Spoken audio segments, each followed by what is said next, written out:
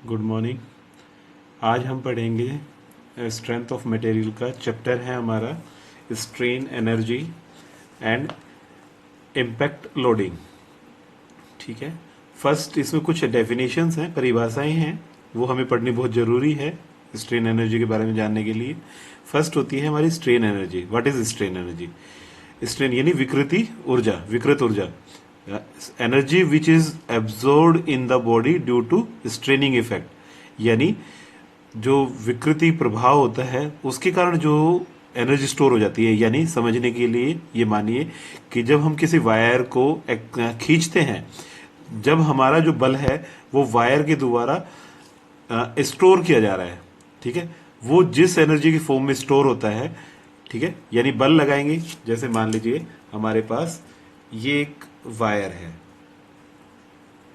ठीक है, हमने इस पे टेंसाइल लोड लगाया जिस कारण इसकी जो लेंथ है वो इंक्रीज होगी, लेंथ इंक्रीज होगी और हमारा जो लगाया हुआ बल है पी, उसकी वजह से इसकी लंबाई बढ़ेगी और इसके अंदर इसकी लेंथ इलास्टिक लिमिट तक या प्लास्टिक लिमिट तक, जहां तक हम लोड लगाएंगे उस पर डिपेंड होगा, वो एक्सटेंड हो जाएगी। और जब हम इसे छोड़ेंगे तो जो हमारा बल लगाया हुआ था वो इसके अंदर किस में स्टोर हो गया? स्ट्रेन एनर्जी के रूप में स्टोर हो गया।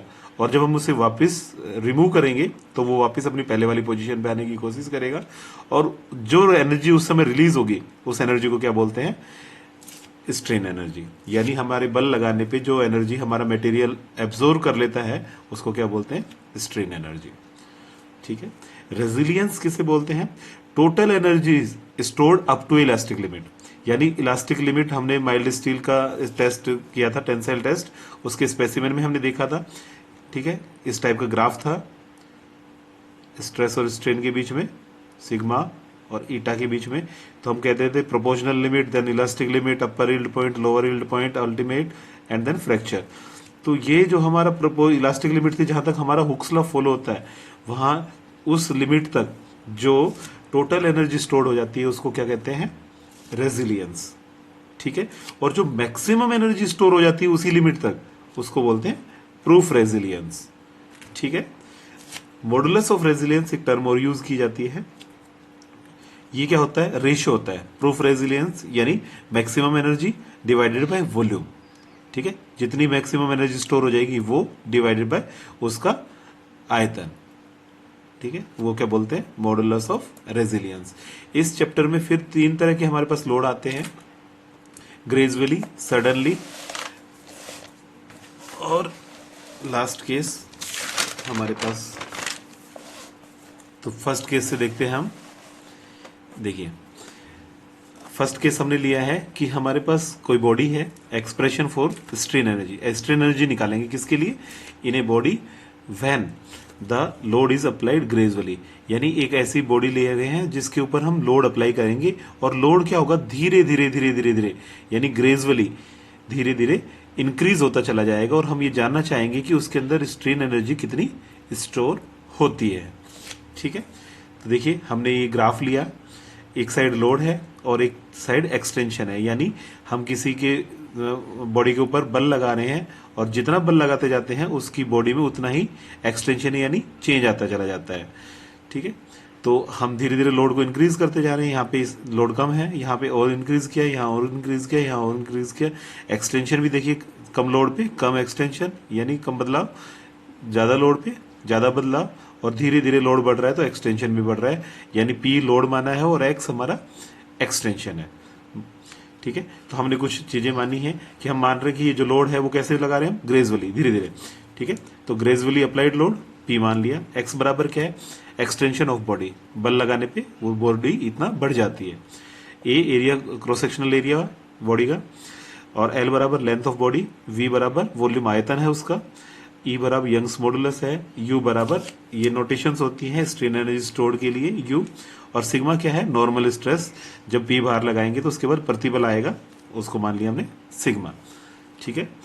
देखिए, तो अब हम ये जानना चाहते हैं कि हमने पी बल लगाया, ठीक है, जिसके कारण एक्स एक्सटेंशन हुआ, तो हमने कार्य कितना किया, वर्क कितना किया? तो वर्क हमने कितना किया है? हम यहां से लोड लगाना स्टार्ट किया और हमने मैक्सिमम लोड यहां तक लगाया है। ठीक है। तो यहाँ पे इतना लोड लगाने पे और इतना एक्सटेंशन हुआ है, दैट मीन्स एक ट्राइंगल बन गई है। इस ट्राइंगल, इस कर्व के नीचे का जितना भी एरिया है ये हमारा वर्क डन है, जो हमने शेडेड करके दिखाया हुआ है आपको। ये देखिए शेडेड जो एरिया है हमारा, ये इस पे ये हमारा टोटल वर्क डन है। ठीक है, तो ये क्या बना हुआ है, ट्राइंगल, और ट्राइंगल का एरिया क्या होता है 1/2 length into breadth, sorry length into height. ठीक है, ये हाइट कितनी है हमारी, m से n p है, और 0 से ये o से लेके n तक हमारा क्या है, एक्सटेंशन है x। ठीक है, तो एरिया हो गया हमारा ट्राइंगल का 1/2 p इंटू एक्स। ठीक है, और हमें पता है बल क्या होता है, प्रतिबल गुणा क्षेत्रफल। तो लिख सकते हैं बल बराबर प्रतिबल गुणा क्षेत्रफल। ठीक है ना, क्योंकि हमें कहा है stress is equal to load upon area, तो हमने इसको इधर ले जाके मल्टीप्लाई किया जस्ट। ठीक है, आगे का देखते हैं।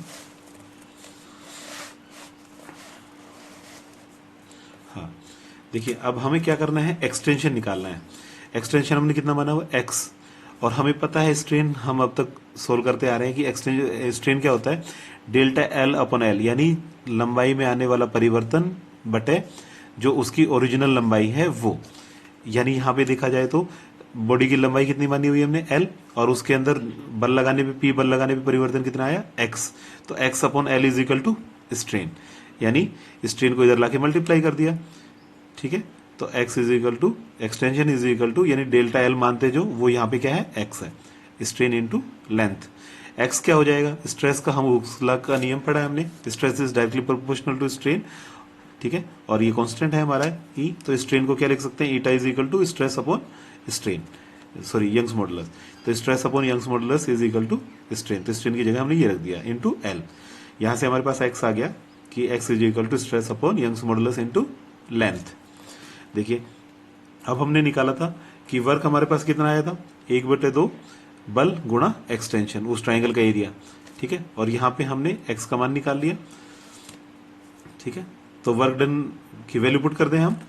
वर्क डन हमारे पास कितना है, 1/2 p इंटू एक्स। तो p का मान हमें पता है, p क्या है, बल, तो इसको क्या लिख सकते हैं, प्रतिबल गुणा एरिया, अभी थोड़ी देर हमने पहले देखा था। ठीक है, इंटू एक्स है, एक्स का मान हमने ये निकाल रखा है, ये वैल्यू रख देते हैं sigma upon E into L. ठीक है, तो ये तो p की वैल्यू है और ये x की वैल्यू है, sigma into sigma, sigma square 1/2 ई का ई रह जाएगा, area into length, area into length. यहाँ से हमारे पास निकल के आ गया कि वर्क डन जो है p लोड पे हमने कितना किया है, सिग्मा स्क्वायर अपॉन, यानी प्रतिबल का स्क्वायर बटे 2 into Young's modulus into volume. ठीक है, अब देखिए जितना वर्क करेंगे उतनी ही एनर्जी स्टोर होगी, यानी जितना ज्यादा उसे खींचेंगे उतनी ही ज्यादा उसके अंदर एनर्जी स्टोर होगी। ठीक है, तो work done by load in stretching is equal to strain energy store, यानी जितना हमने ये W निकाला है, जितना ये W होगा उतनी ही स्ट्रेन एनर्जी स्टोर होगी इसके अंदर। तो W बराबर capital U is equal to sigma square V upon 2E। यहाँ से हमारे पास आ गई स्ट्रेन एनर्जी। ऐसे देखिए अब ये तो स्ट्रेन एनर्जी आ गई हमारे पास। अब मॉडुलस ऑफ रेजिलियंस क्या होता है, हमने अभी थोड़ी देर पहले परिभाषा में देखा, वो क्या होता है, energy, strain energy stored divided by volume. तो स्ट्रेन एनर्जी तो निकाल ली हमने, ये है डिवाइडेड बाय वॉल्यूम, हम कर देंगे तो हमारे पास क्या आ जाएगा, modulus of resilience is equal to प्रतिबल का square divided by 2 into E. ये हमारे पास मॉडुलस ऑफ रेजिलियंस आ गया। ये हमारा फर्स्ट केस है जिसमें हमने लोड कैसे अप्लाई किया है, ग्रेजुअली। आगे केस पढ़ेंगे इम्पैक्ट लोडिंग और सडन लोडिंग। Thank you.